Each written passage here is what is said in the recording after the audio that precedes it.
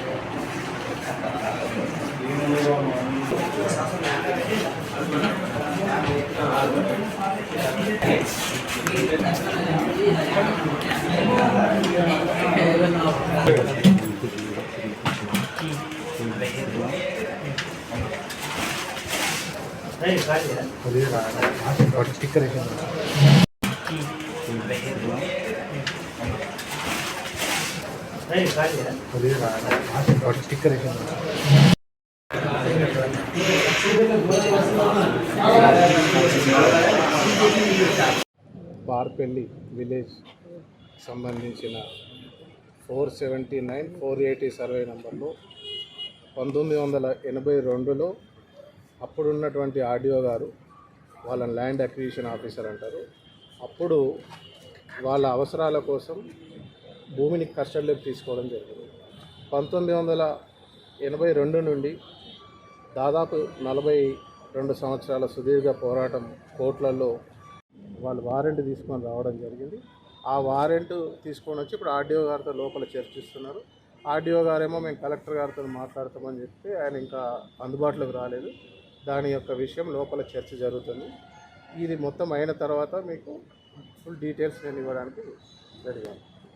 అనేక రకాలుగా ఏదో ఒక విషయంలో తప్పించుకుంటూ వాళ్ళు హైకోర్టుకి వెళ్ళడం, మళ్ళీ మేము వెళ్ళడం, ఆ తర్వాత మాకు ఆర్డర్ వచ్చిన తర్వాత మళ్ళీ దాన్ని అప్పీల్ కోసం వెళ్ళడం, ఆనరబుల్ డివిజనల్ బెంచ్ కూడా దాన్ని డిస్మిస్ చేయడం జరిగింది. డిస్మిస్ చేసిన తర్వాత ఇక్కడ ఉన్నటువంటి ఆనరబుల్ సబార్డినేట్ జడ్జి గారు 3 నెలల్లో వీళ్ళకి డిపాజిట్ చేయండి, డబ్బులు 2,92,00,000 రూపాయలు వీళ్ళకి ఇవ్వాలి, డబ్బులు డిపాజిట్ చేయమంటే 3 నెలలు టైం పోయిన తర్వాత కూడా ఇంకొక 3 నెలలు కూడా ఈ రోజు వరకు గడిచింది. అయినప్పటికీ కూడా వాళ్ళ నుండి ఎలాంటి స్పందన లేకపోవడంతో మేము కోర్టు వారిని వెళ్ళి ప్రాసెస్ కట్టుకొని మరి ఆనరబుల్ జడ్జి గారు ఇచ్చిన ఆర్డర్ను ఇంప్లిమెంట్ చేయాల్సిందిగా మేము జడ్జి గారికి విన్నవిస్తే 23 ఎకరాల 27 సెంట్లు. అది ఎన్నవే ఏ ప్రాజెక్ట్? అక్కడ ఐటీడీఏ వాళ్ళు మలబరీ ప్లాంటేషన్ మరియు అక్కడ బిల్డింగ్స్ కట్టడం జరిగింది ఆ భూమిలో. ఇప్పుడు గవర్నమెంట్ నుంచి అవార్డు అంటే అమౌంట్ ఎప్పుడో అయింది, అవార్డు అయింది, దానికి సంబంధించిన డబ్బులు ఇవ్వలేదు కాబట్టి ఈ పరిస్థితి ఈరోజు వచ్చింది.